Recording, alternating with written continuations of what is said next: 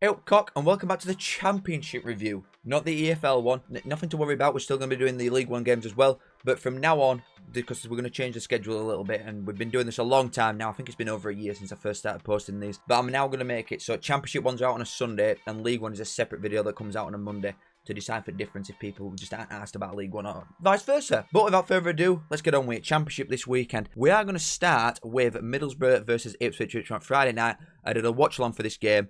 I did think it were a good one, and I've been getting a bit of flack off Middlesbrough fans here. I don't think they dominated as much as probably everybody else seems to think. I don't know if I watched a completely different game to everybody else or what. I thought it was a very level game with both teams having different spells throughout it where they look really good. I do think, just to speak about the Ipswich side of things first, I thought Leif Davis was the best player on pitch. I'm not going to change my mind. I thought Anthony were very good as well.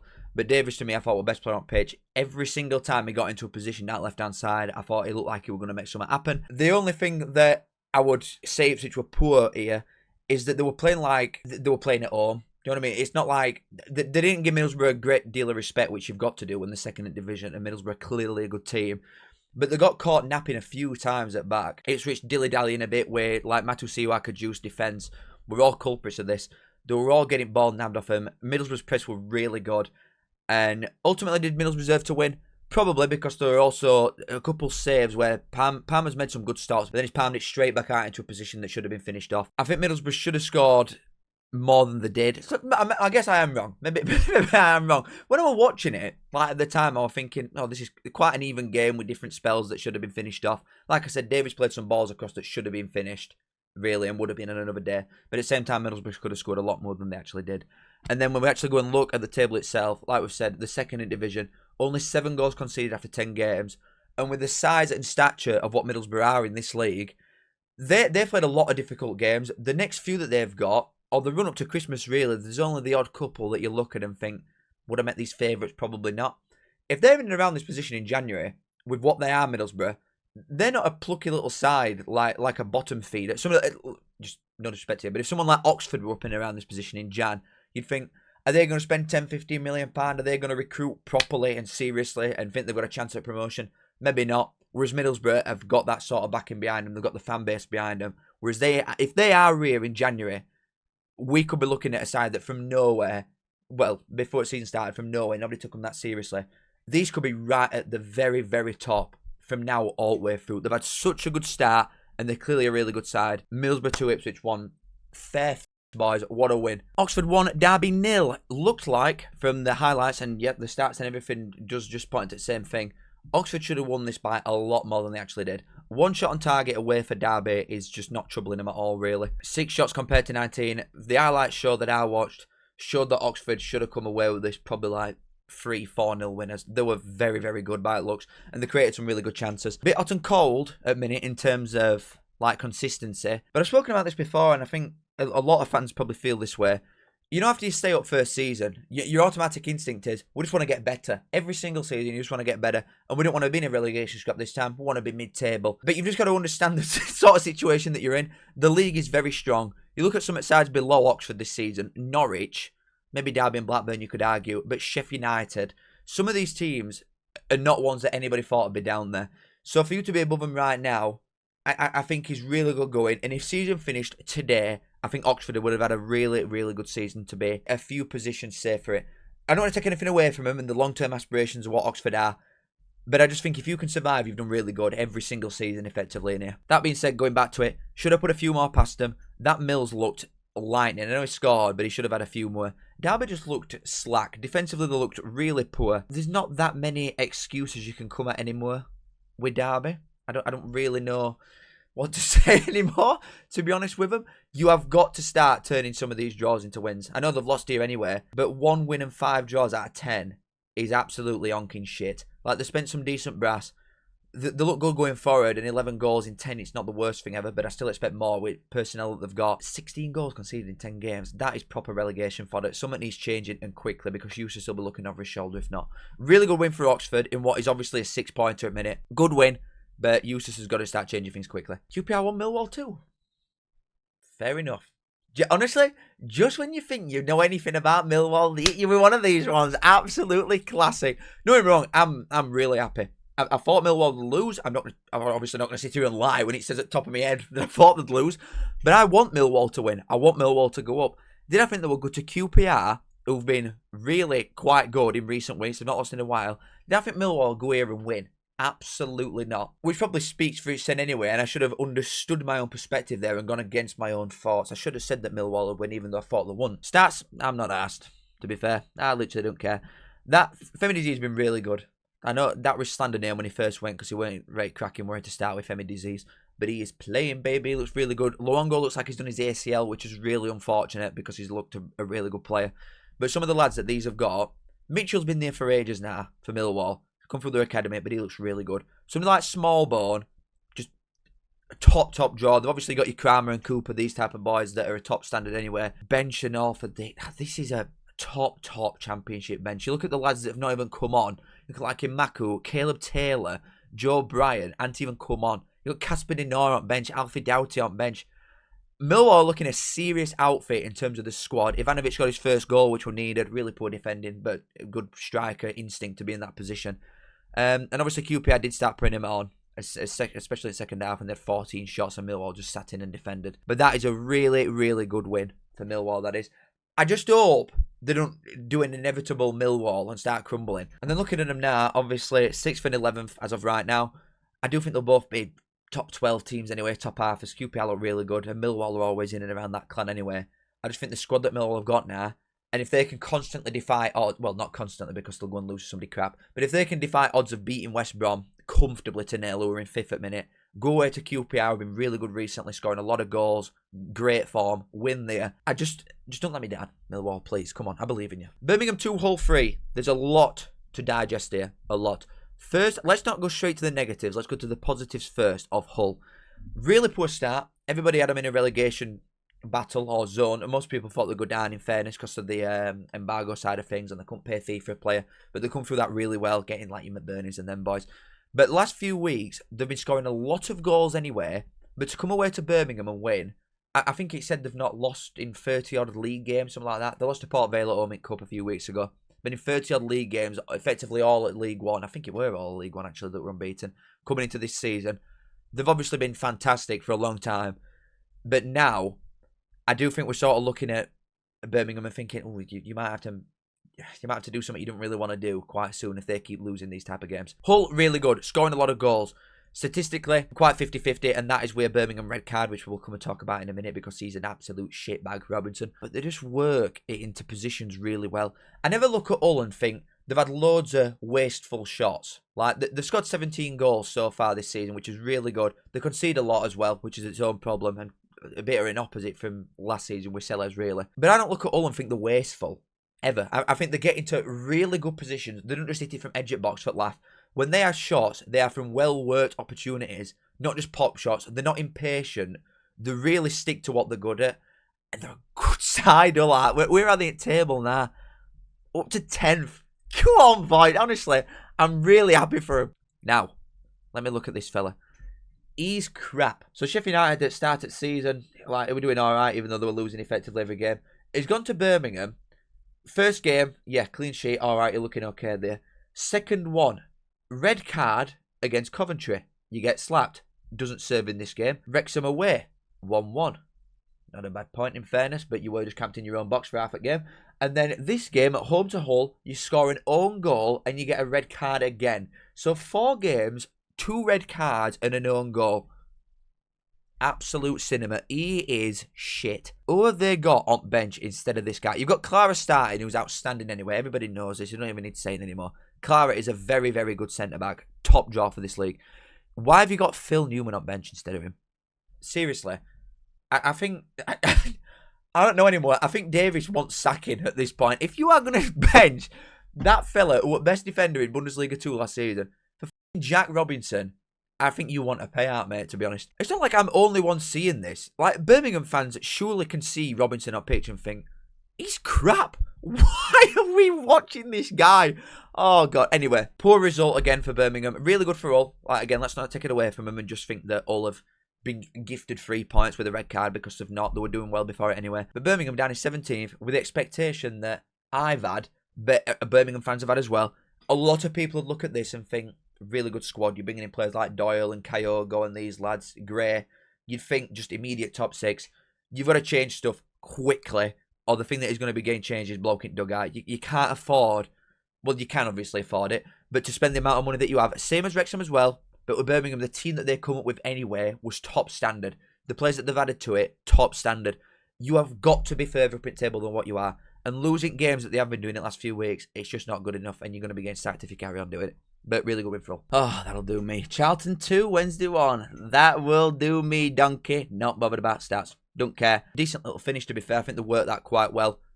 Really slack on set pieces Wednesday were, but that's just what Charlton are really, really good at. There's not loads to write home about because it didn't look like a game of much quality, in fairness. I think Charlton defended well, which they do a lot of time anyway. Made most of the situations that they got put in and have strolled to another fairly comfortable win, which they've had a few of in like last few weeks. Like away at Sheffield United, I thought it was a close game, but they just slapped Blackburn and it was really easy. So some tough fixtures, because every game is a tough fixture. I'm more going on that vibe with Charlton here with games that they've played. Wednesday, Preston, Derby, Blackburn, Sheffield United, Millwall, QPR. You know what I mean? They're all tough games because of the nature of the league. But these are games that, especially the more recent ones, Sheffield United with form that they were in, Blackburn, Wednesday. These are the games that if you want to stay up first and foremost, which is Charlton's initial plan, get to 45 points, just make sure that you get to 50 and we're done. But you're beating teams that you want to finish in front of, and that is really impressive. Like, to come up and spend the money that they have, yeah, it's its own thing. You can talk about that all day. But to be 9th after 10 games, coming up as the worst side through League One in playoffs, genuinely an outstanding start. They've only got 1 goal to good, but that's all you need. You know what I mean? This is the only thing that matters, this column here. 15 points after 10 games, bob on. I know Wednesday a wank, and we can all laugh. But really good win for Charlton. Cov 2, Blackburn 0. Another one where I don't think there's loads to say. It's a very expected scoreline. Just strolled to it, really. 2 good finishes as well, because they look like they couldn't really break them down that well to start with Coventry. Looked a slight bit of an off day, and not as easy as the recent weeks have been for them. Like, Blackburn have had the fair amount of chances, and highlights showed that as well. But if you can not play at your best and still easily win game, that just shows like the monster that Coventry are this year. That from Thomas Asante, by the way. Tex, bro. Going back to it, there's not loads to say. Defensively, Coventry have been outstanding recently. No goal conceded in 5 games, and there's some toughies in there and all. Millwall, Birmingham, Leicester. These might just be unstoppable. 22 goal difference after 10 games. I say it every week, really. But they've got best defensive record, joint, and best goal scored by an absolute mile. You look at any single stat possible, the expected goals, the entries into the box, the successful dribbles. Coventry are top by an absolute mile of everything. It is going to take something serious to stop this team so far.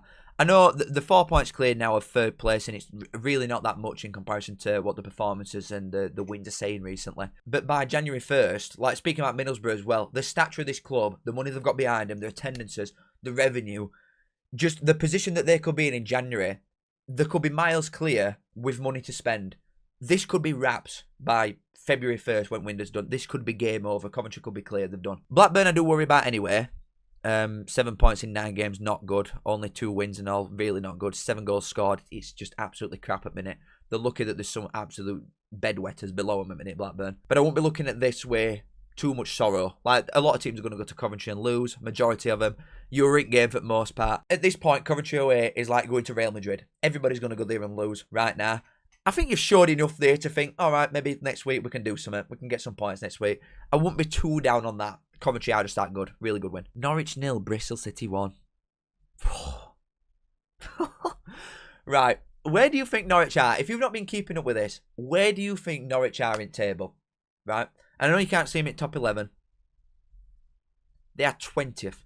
They are 1 point in front of Blackburn, who've got a game in hand on them, which they were winning and got called off. So they should be joint 3rd bottom, Norwich, realistically. Absolutely awful. Shockingly bad. Bristol City are a good team. Struber's a fantastic manager. They've got a good team, Bristol City have. But this isn't even their strongest team, I don't think. They've got some injuries to the middle of the park, Bristol City, which is the strongest area anyway. And I know they've got really good backups there anyway, and somebody like this lad and Randall and these type of boys. So yeah, you've got really good depth in that area. But this isn't the best Bristol City team that they can field. And Bristol City should have won by more goals. It did show highlights and stats and everything and the field tilt like we all like now, that in certain spells, both teams had a bit of a chance. They're not getting best out of somebody like Sargent, who, again, you're in 20th place and he scored 5 in 10. He's not scored in a few weeks now, but if you're not giving him any service at all, because they're not having loads and loads of shots, Norwich, if you feed this man, you've seen what he can do year on year. They're not playing to his strengths. He's got a goal every other game for a side that's absolutely shit so far. He's got nearly half your goals. You've got to play to this man's strengths more. I just think they can't find him enough. Again, take nothing away from Bristol City. Top side. 7th in division, I believe. Yeah, 7th right now. They've had a tricky couple of weeks. Again, not really against sides that you're looking and think, bloody hell, they're going to be top jaw. But to win away at Norwich, notoriously is a hard thing to do. This season, it is not. Every single game, all comps, I know it's Southampton, so it's not an easy one anyway, but every single home game so far for Norwich, a place that is typically very hard to go, they have lost all 6. It is not good enough. You can go away and pick up odd point away from home. They've got 8 points so far, and every single one of them's been away, obviously. But if you are going to be that shit at home, when the majority of your fan base and people who can have quite a say on what directors and board members do, if you are serving them this slop every week and they have not even seen you get a point at home, they've seen very minimal goals at home, you have got 25, 30,000 people here that Norwich get every week that are going to be on your back very quickly. You've got to start getting some home points and impressing the people who effectively have a say whether you stay or not. Got to change. They've got to get some wins quickly. And looking at the fixtures that they've got coming up, you've got Hull at home and Leicester at home as your next two, who are in good form, both of them. It's all right going and getting points here, but if he loses or he don't get enough wins in next 2 and then they lose at home to Hull, I think he'll be done. I think he's fortunate, Manning, that they paid him out of a contract, and that could buy him some slack because board don't want to be seen buying somebody out of a contract and then pay him out of his contract after 12 games or whatever it is. But he has got to start getting some wins quickly because this is not the Manning that were at Bristol City and got him into playoffs last season. Sheff United 1, Watford 0. The end is nigh. Sheff United have got a home win. Holy shit, looking at Norwich, bloody hell. This so far, 5 games, 5 losses before Watford stroll into town. Watford could have gone down other end and scored at some points, but the only real highlights that it showed... What the hell is that formation? The only real highlight that it showed were loser written bar, but he's like a £10 million midfielder anyway. You surely cannot just rely constantly on someone like this to bail you out. And I've said this a few times about Watford. The times that I do watch him, I do feel like it is the loser show, and if you keep him quiet, you've won game. And that, to say it in as little words as possible, I think Watford are crap without loser. Obviously, Gaffer's back in Gracia, who were here previously. I think he's got his work cut out, to be honest. Because they've got a lot of big names that just don't turn up on a consistent basis. Which is same for Sheff United as well. And while, to be fair, I know they've won this game. But while they were making some comments midweek, I heard his presser thing, some Twitter thing, clipped it up. And he's calling out individual players. I'm like, for someone who's full shtick, Wilder, the main attribute that he's got is the togetherness and all that, and will fight for each other, and they like being underdog even though they spin loads of brass. But how can you sort of build this togetherness when you're publicly calling players out? I just think there's a bit lacking with Sheff United at the minute. It's a really good win, taking advantage of a side that were on AF decent form, Watford, and then sat the manager. I did think that Watford would come here and get something because of that aspect, and they were unlucky with the loser, hit it bar thing. To be honest, with the situation that Sheff United are in right now, they've got a foot at table in front of Wednesday. Who cares how you play? You just want wins at this point, don't you? You just want wins. It don't matter if you would have been absolutely tonk start to finish. You just asked about 3 points. That is the situation that Sheff United are in at the minute. It's not good. But hopefully for their sake now, they've got 2 wins in the last 4 games. Despite playing crap still in some of them. They need to get a few more of these under the belt. They need some consistency. And this is a nice little springboard for them to do it. I think in a couple of weeks they could be up and around here anyway. They'll be after it soon and that'll be that. But Watford are just too inconsistent for me. In 16th probably looks about right so far. But a good win for Sheff United. It's about time. Stoke at home to Wrexham. 1-0. It was straight in from, honestly, touchline. He had chalk on his buoys, Sorba Thomas, and he's just crossed it in. It's one of them cross-come shots where you're just aiming it far post and you can't really lose, can you, if you put it in an area like that. And it went all the way through and ended up going in. What's his face? Longman missed an open net from 7 yards and managed to hit post. I can't believe it. But Stoke are a side this season, right, where you look at them and think they've got some very good individual players. Johansson, Cresswell. This fella won't win he's good and all. He looks sharp when I watch him. But I don't look at it and think outstanding squad. You know what I mean? But we are looking at, they're not. I was saying Coventry and Middlesbrough have got best defensive record. Clearly not, because I'm blind. Stoke have conceded 6 goals so far in 10 games. So defensively solid. And I do truly think that goal tally will start flying soon. I've said it for a while. The form that the Stoke are on is okay, but it's a lot of 0-0s, 1-1s. It looks very Millwall-esque in terms of the results and the scorelines and stuff like that. Like Millwall of previous. This type of form and goals scored would make you finish about 8th. The chances that these create on a consistent basis, game to game, I do think Stoke will just start flying soon with the amount of goals that they should be scoring in relation to the chances that they create. They're good defensively. We know that. 6 goals in 10 games speaks for itself. But I think they'll score a lot more goals in the next few weeks. So they do look a really good side. And while everybody's been sort of looking at Coventry being outstanding, Middlesbrough have been top of league for ages, and only this super team in Cov have stopped them and gone top now. You're looking at someone like Ipswich, who everybody's waiting to blow up. Birmingham. There's a lot of sides that's getting a lot of attention. Stoke are in chuffing 3rd. They've been in it all season. It's not like they've just come flying up out of nowhere. I know we're only 10 games in and all, so we've got a long way to go. But they've been in it since start. They've been consistently chipping away with points. They've only lost twice all season. 6 goals conceded. Again, I'm going to say it because it's that impressive. Stoke look a serious outfit. And now, to go back to the doom and gloom. Everybody with me now. You don't spend £30 million to finish 18th. He has not got long left, I'm telling you. He will be in the job centre park in no time. Unless he makes a podcast or he goes into acting. West Brom 2, Preston 1.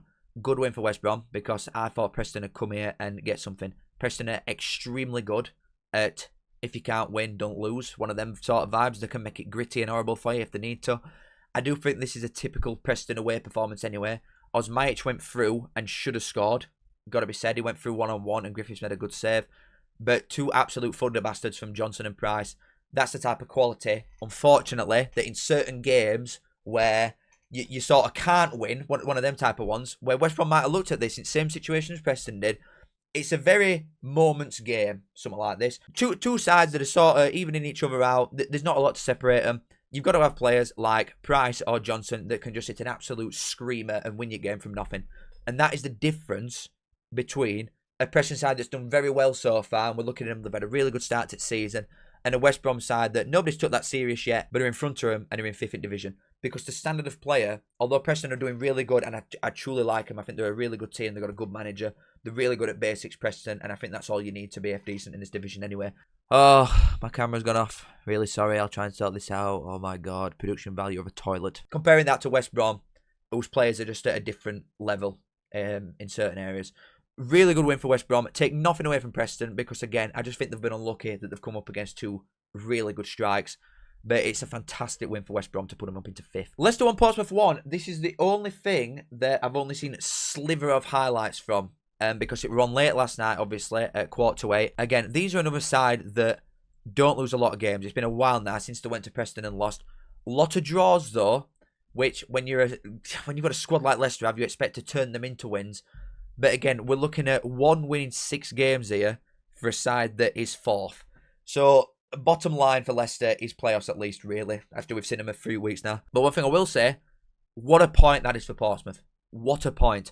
I know we're seeing a lot of sides go and get a point, really, but these are tough fixtures anyway. Wrexham with money and Coventry, these type of sides. But there aren't a lot of sides. Even looking at last season, the 2 sides that they come down with, Ipswich and Southampton, which across a full season you will look at and think, they are 2 of the best teams in this league. I stand by it, regardless of the start that they both had. Been 12th and 15th at minute, Ipswich and Southampton. You look at them and know that eventually they will be top 8, absolute minimum.